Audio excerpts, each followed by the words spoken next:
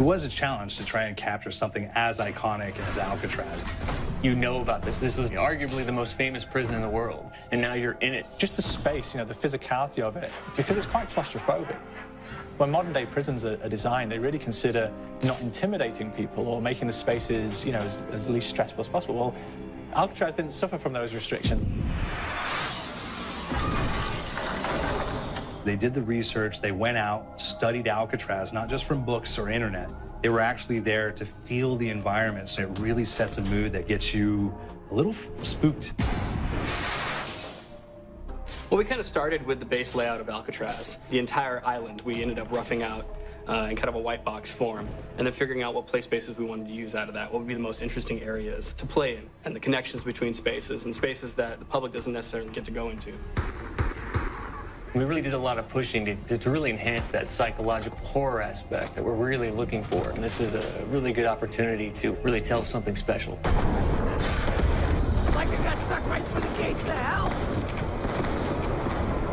This time around, I feel like it's been identified that there are these side missions that you're going to go out and try to accomplish.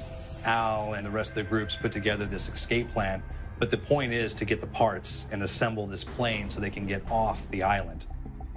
We did something new for the first time. We have actually contextual music that goes off. So that's a first for zombies.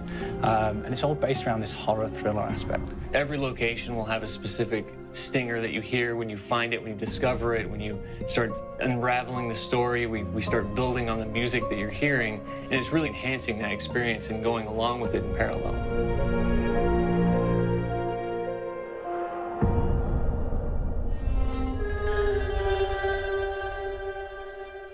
Because we wanted to embrace this kind of horror thriller element, we wanted character actors, guys who could really embody someone and then convey emotion. So that's why we went for guys like Ray Liotta, getting in that kind of guy, we wanted a frantic nature. So he plays a character called Billy Handsome, who's this kind of psychopath who would be employed by the mob to kill people in interesting ways. Chaz Palminteri, he plays a guy called Sal DeLuca, an old mob boss. Michael Madsen playing Finn O'Leary. He's kind of worked himself from the floor, from the streets. He's got his hands dirty in the blood and the guts a couple of times. And then we had Joe Pantoliano, and he plays Arthur Arlington, who's nicknamed the Weasel. Those guys, they bring a quality and a subtlety and timing that you can't really identify or try to recreate. Bring it on, you dirtbag! You start off in the afterlife mode, and that's just going to be what's going on. You're going to try to solve the mystery from the second you start. Afterlife, to me, brings a new element, like a new puzzle element. It forces me to think a little bit more or look for the clues or kind of think of zombies on a slightly deeper level. You see clues throughout the map that tell you, ooh, perhaps if I'm in the afterlife, I can interact with this object, or there's some puzzle going on here that I need to be in the afterlife. Back east, I whacked a dirty dentist with one of these. Took forever, too. Alcatraz has a Civil War kind of fort background before it turned into a penitentiary.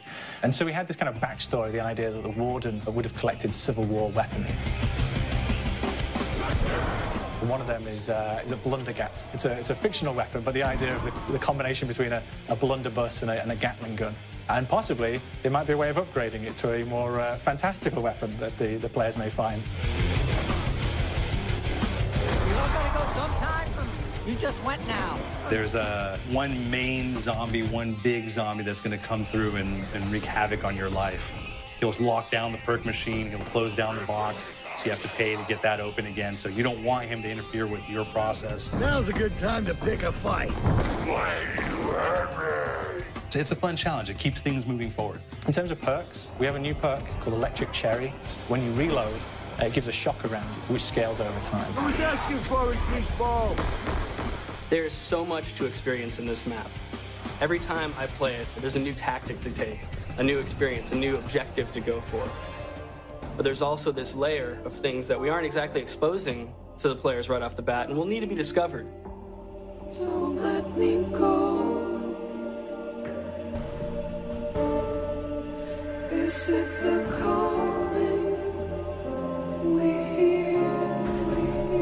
We've got the undead in there, we've got these historical elements, and these fantastic actors all seem to be with peace with each other in this kind of same world. So it's magical, and our team is incredibly excited by it.